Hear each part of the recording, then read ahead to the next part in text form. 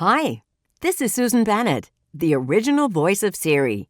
Here's what's coming up today on another great episode of On the Nose with Randall Kenneth Jones, the new Jones Show podcast.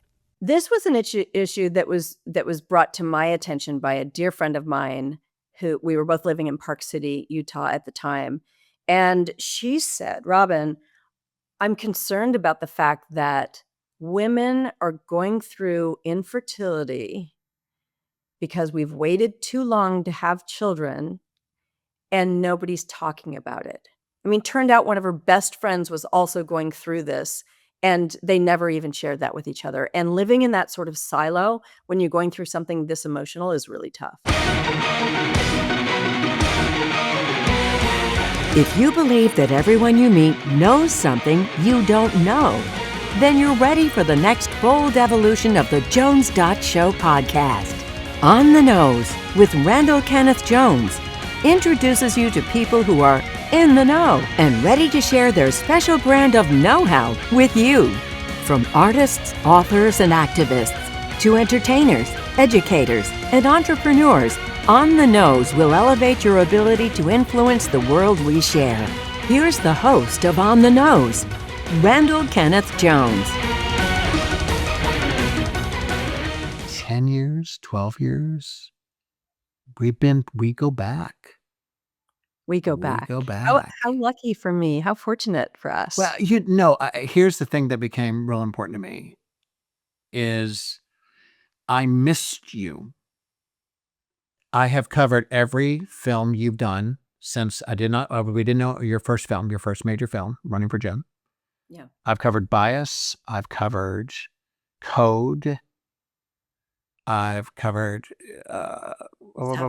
yeah. And this new film, and yes, meeting new people is great, but supporting and being there and sharing a journey with someone you care about, as I do you, became something at my age of 63 that became more important to me. So I'm starting a little mushy because I'm with Robin Hauser, who I'm ridiculously fond of, who I'm ridiculously infatuated with her work, her brain, what she can do, what she's accomplished. And so now that I've been all sentimental and emotional, how are you? I thank you for having me back on. I am so honored to be here and to be speaking with you again. And yet 12 years, I mean, it's a long time. And it's, the industry's really changed over these 12 years. So there's a lot to talk about. Well, but you're in documentary film, which I'm fascinated by because film is interesting to me. You're out to teach. I'm out to teach. You taught me every single time. And I will say again, kudos to every film you've done, but Bias, wow. Bias to this day has me continue to look at my own behavior in a very different way. And so we won't necessarily talk about your entire catalog, but if Robin Hauser, Finish Line Features, when you look her up, you really do want to look at this entire catalog of work that she's done. I don't normally just read bios, but I also look at how far you've come. I look at, what the world, how the world has opened up to you. Robin is an unconscious bias and diversity, equity, and inclusion keynote speaker, a TED speaker, not a TEDx, a TED speaker, and award-winning. Both actually. That's right. But you actually, you achieved TED. Award-winning director of documentary films at Finish Line Features. Her films and speeches illuminate pressing societal issues such as equality, financial savviness, the gender gap in tech, implicit bias, fascinating, and the likability dilemma. Robin is a diplomat for the American Film Showcase and has presented at the White House, NASA, South by Southwest, Google, Amazon, and at U.S. embassies worldwide. Damn. Okay, you know what, Randy, what's interesting about that? And this is so sad, but it's sort of where we are in this day and age. I almost want to rewrite that bio and take out, this is how sad we are, but this is a situation right now. If I wanted to get hired from you reading that bio, I would have to strip out the words diversity, equity, inclusion. And because I happen to believe in that, politics aside, that is something as a gay man that I support and believe in. I made a point to say it, and I did not say DEI. So I included it. I just did because it's something Yeah. that to me that's not a political issue, and that's just part of my belief system. And I don't talk politics on the show, but yeah, that's No, it's been a fascinating journey this past, and I'm not talking politics either, but the repercussions of our current environment has been interesting. I've had Mhm. an 8-year um, lease agreement with YouTube corporate, basically, that's Google. And after 8 years of licensing my film Bias, which they used on their onboarding platform. So every employee that works for the company YouTube worldwide had to watch my film Bias as their onboarding. Okay. I've had that with them. It's sort of automatic renewal every 8 years, for the past 8 years since the film came out. I received an email from someone who said to me, "Hi, I've just come into this position. Everything seems to be changing. I'm not sure what this lease is. Does it automatically renew? And can you tell me, does it have something to do with he literally said, does it have something to do with unconscious bias? If so, we need to cancel it." Mm. Like, no joke, in writing. This was in writing. I was shocked. Anyway, so to say the world's changing, I rode that incredible, 12 years of making films that support the idea of women and men rising together, but dealing specifically for issues that For women women, yeah. face. Well, Never as the father of a 30-something daughter, I'm no longer allowed to say the number, a 30-something daughter, that matters to me. And why your films help me is because it helps me understand better how to be a parent to her as an adult, Yeah, and it well, very helps good, me a and lot. the fact that you care, right? I mean, of course you do your father to a daughter, but it's so important. But my films have never meant to marginalize the male audience. I have a 30-year-old son and a 31-year-old daughter. I have always cared about how my films impact men as well. And I am a strong believer that what we need to do is unite women and men. That's an incredibly strong bond and partnership. We need to value the differences that we can each bring and unique talents that we can each bring to the table. Absolutely. We just need to unite. Mhm. We just need to unite. So we could again, let's just make the list of the topics that the Randy and Robin show every week. This is what we're gonna do this week. This time, though, I just saw your new film, Thaw. There's so much I didn't know. Let me have you briefly explain the film, and then I'll kind of go into some thoughts, and then I have questions for you. Thaw. Tell me about Thaw. Yeah. Thaw is a feature-length documentary about the rising trend of elective egg freezing and the future of fertility. So elective egg freezing means non-medical. Egg freezing has been something for, years. It's been an opportunity for women who need to undergo chemotherapy, for example, to extend their fertility, right? You harvest a certain number of eggs, keep them safe so that they're not damaged by the chemicals of chemotherapy and or radiation for that matter.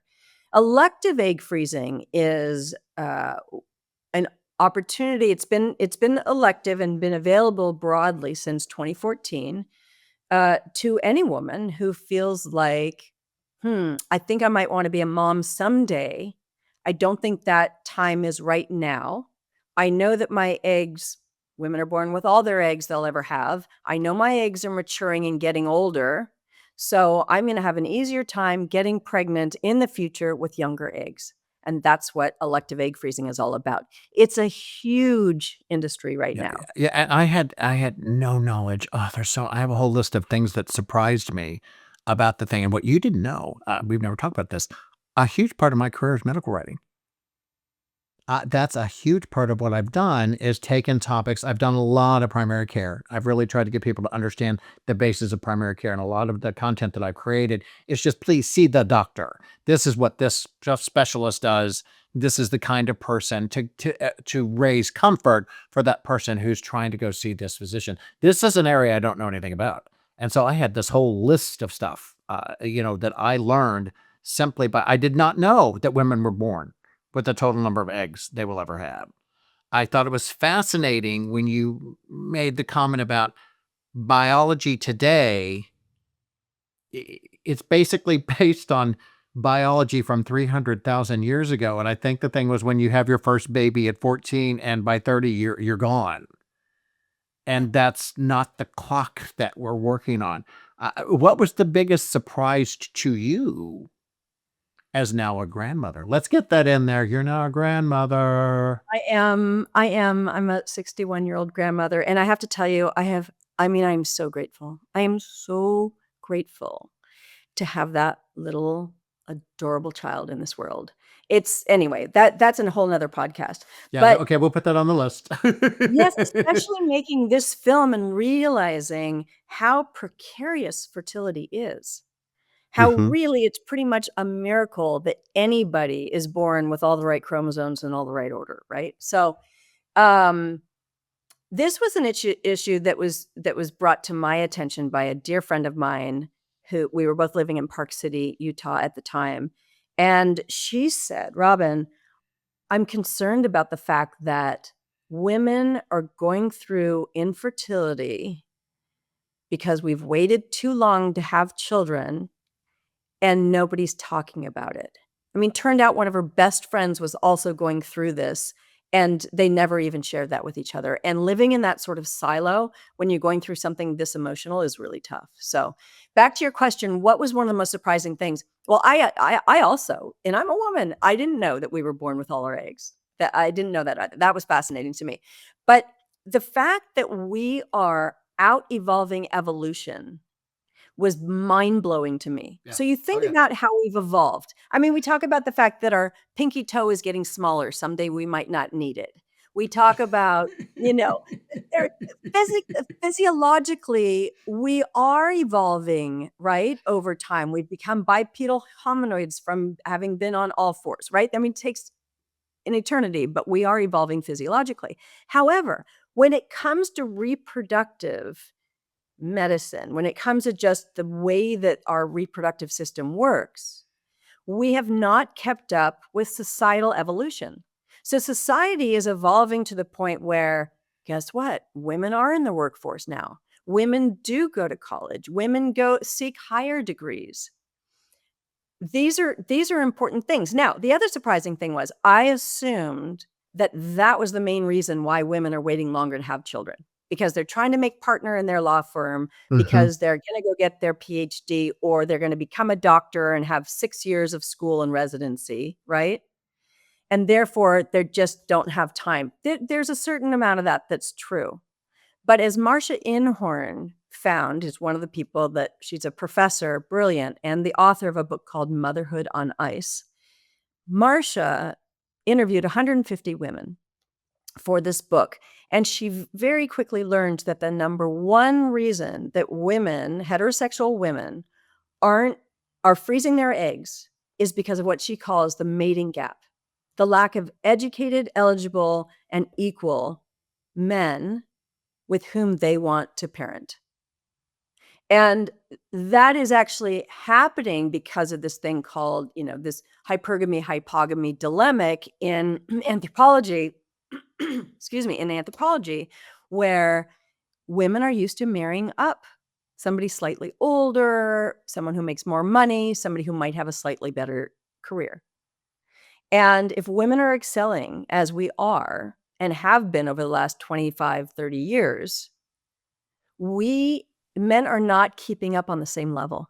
This is leading so much into some of the stuff too that I had made notes on. For example, you talk about education. I did not know one of the stats. There are 27% more women in college than men. Yeah, in American colleges, American Yeah, women, yes. that's a huge indication of women and their pursuit of excellence, their pursuit of career. Caroline had made a comment. Caroline, one of the people that you had on the show, and I want to talk about these ladies in a minute. I wish more men would talk about it it's a human issue, and I have to get on my soapbox about that. Having lived in Florida, Florida taught me how to get old. I spent my young years in the DC area, sort of middle age in Florida, where I was young, and now I'm in a college town in Missouri where, oh, trust me, I'm old again. Now I'm old. And I I think it's so important. What I learned from Florida is that eventually, as you age together, you are each other's advocate. You're each other's healthcare advocate. I talk about this all the time. Men must understand women's health issues and vice versa, because you are going to be faced with them and dealing with that together. That's something as you age as a couple. So I'm such an advocate for exactly what she's talking about. It is my responsibility to watch this film. It's my responsibility to understand this film. It's my responsibility that if my daughter ever brings this topic up to me, and if it were something she wanted to talk about, she would. We have a very open relationship like that I be articulate. And that if I didn't know about it, that I find out about it. So that's my soapbox about, gentlemen, get involved, understand these issues, because she would do it for you. She Yeah. would absolutely do it for you. Where do you find the people you talk to? Where do you find them? Okay, I'm gonna say another thing. Every film you have, I like the people. I don't know that's because you cast well, you find great people, or you're a brilliant director, or all of the above. But I want to know all of them. Well, I think that is, by the way, the number one question I get during Q&A after, in curated screenings. Where do we find our subjects? And especially in this particular film, where we're asking women to be completely transparent and vulnerable about something that is potentially shameful, is potentially wrought with sometimes guilt and sometimes just sadness. Well, and all the But outcomes are not great. I mean, not all the no, outcomes are what we think they're going to be watching the film. yeah. And they were willing to bare themselves for you for that. Yeah. Well, I have I had an incredible team for making this film. Once again, an incredible team, and producer Annie Marr and producer Joanne Esser both helped me because they're younger than I am, and they helped reach out to their friends to see if anybody knew anybody that was freezing their eggs, et cetera, et cetera. We were going to follow one young woman who was going to go freeze her eggs in Mexico City because it's less expensive there than the United States. And she then ended up getting a full-time job offer and had to back out. So then I decided maybe it was better to reverse our search and go to the clinics that are abroad that were, receiving American women. Did you hear I'm sorry, the irony? She ended up getting a full-time job and had to back out. The Which is a wonderful irony thing. of Yeah, that with this film. right. And in fact, it's still on her list. I've got to freeze my eggs, but now it's been probably 3 years. I don't know if she's actually done it yet or not. But yeah, good point. Very good Can point. I please give some love to Michelle? But Oh, you watch this thing, Michelle, who I want to be best friends with. I just want to say, Michelle, how you doing? I'm going to go visit her, and I won't tell. I mean, I'll let you all watch the film and see why. Ryan, who I thought was extraordinary, who starts freezing eggs because she recognized that there were not enough eggs available for Black couples that want to have a Black child. yes. And so she's very selfless in doing that. And am I pronouncing it right? Sharon? Shirin, yeah. Sharon broke my Mm, heart. I Oh, I know. guess I gave that one away. But you know Well, what? it's okay. It's I just want to hug her. I like all of them, I was cheering for them, and I was hearting for them. And ladies and gentlemen, this is a documentary. This is not always what happens in a documentary. The good ones, it yeah, should. it's character driven for sure. Shirin is a dear friend of mine. And she's the one that came to me saying, if you don't have a subject for your next documentary, I think this might be a good one. And she's the one that brought this whole idea of egg freezing and the struggle, where as women, as young women especially, we spend half of our young adult lives trying not to get pregnant. And then rarely do we think, and even more rare is it that an OB-GYN would say to us when we're 27 or 28, hey, have you ever thought about motherhood, and do you think someday you want to be a mother? We need to be spoken to about our fertility and the chances of us being able to get pregnant, you know, at some of our earliest. I mean, I think that we need to have those conversations, that OB-GYNs need to have that conversation with their female patients early on, like in their mid-20s. Mhm. Because I think a lot of us just take it for granted that we're going to be able to get pregnant. And Well, and you're I told that if you're told you're told that it's so easy to do, everything you're preached at when you're young is about how easy it is. So you believe that. You That's right. believe that going into adulthood. And by the way, Charette, I have to confess that I had a very easy time getting pregnant. I was still nursing when I got pregnant with my second. My kids are 16 months apart. So I had a very easy time. But I also didn't wait till my late 30s. And I think that this fallacy of, oh, well, you know, I had one young woman say to me, my mom had a baby at 45. I'm going to be fine. Actually, there's no indication that just because your mother had children late in life means you're going to be able to. Sharon had made a couple. Well, please tell her I love her. Oh, I will. Yeah, please ask her to watch this. I actually watched them all, and I'm picking. Caroline had so many things to say. There were so many extraordinary women, and my heart goes out to all of you. Sharon had made a comment that you literally can't freeze time, which really stuck with me. And then she was talking about the grief of experiencing the loss of something you haven't had, which really struck me in Yeah. terms of emotionally. I had never thought about that kind of grief, and her being very, very passionate that please never present this as if it's a guarantee. Yeah, and I think that's one of the most important messages that the Mhm. film, can deliver. It's egg freezing is a great opportunity to preserve, your chances of having a live birth from your own biological tissue. It is absolutely not a guarantee. And Shirin is incredibly passionate and articulate about that, because nobody really told her in her mid-20s that this is something that she should do. And as a career woman and a very successful, brilliant one, she waited till her late 30s, thinking that she would be able to create embryos, harvest eggs, create embryos, have a baby later in life. And very sadly, it didn't work out for her. And she has come to peace after a lot of work with this, but it's been an emotional journey and a very difficult one for her.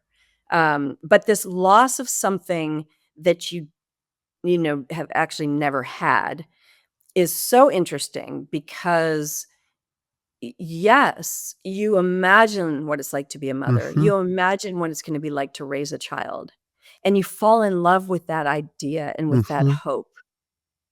And if it disintegrates within your own reach when you're so close, and that's what happened to her and a few many other people, right? Basically, every question I have is based on some sort of aha moment that I had or some sort of surprise. How do you define the biological clock? Because I don't define it the same way anymore. How do you define it? Yeah, interesting. I mean, I think the biological clock is we could you and I are in our early to mid 60s. I mean, we could say that like, boy, my biological clock is sort of I'm past the point where I can climb Mount Everest now, right? Maybe, or whatever. I mean, that's just an example. So I think the biological clock, when we're talking about women and Mhm. fertility, um, is an interesting term, but it's real. And it's the fact that we were truly meant to have children, meant to give birth and carry a baby. Uh, at age 14 or whenever we first have our start to menstruate, probably up till the age like 30, you'd be considered geriatric. And to Mhm. this day, you're considered geriatric if you're trying to get pregnant at, 32, I think it is. So I think the biological clock is like, when was your body truly ready to have to have children? I think that the problem is, you know, there's a really interesting question about optionality that this film raises. And I don't necessarily think about this, but I think it's important because I think there are people in the audience that do think about this, which is, if women to date are the only sex that can actually have children, then is the fact that women, were women put on earth just to be mothers or to be mothers primarily? Okay. Now I'm not telling, this is not what I believe, but I'm telling you that there is this very, I don't even want to say far right wing, but there's just this consideration out there about that. Antiquated And belief. Antiquated belief is what I would agree. Yeah, yeah. antiquated belief. How do we continue to respect women's choices in terms of career, in terms of education, in terms of not settling for being with somebody with whom they don't want to be? Um, and this choice of whether or not to be a mother. My view, and I'm perfectly willing, Robin, always to be a dumb man. As long as you say, Randy, you're being a dumb man. I'm perfectly willing to be that person because you need to understand. I always thought biological clock was more needs based on that sort of goal, your body sort of saying, this is your clock telling you your time is quote unquote running out to have this child that you're supposed to want to have.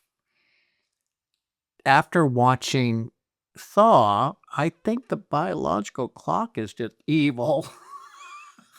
Yeah. Just, But I your body went, doesn't tell you. That's the thing. Your body doesn't tell you. You continue to menstruate into sometimes even your early 50s. Your body does not give you a warning that your yeah, eggs are not doing well, yeah, I just, that your eggs it are was, fluttering. I almost had a fairy tale view of what the biological clock was, and it went from fairy tale to the reality is like, damn, that's just not right.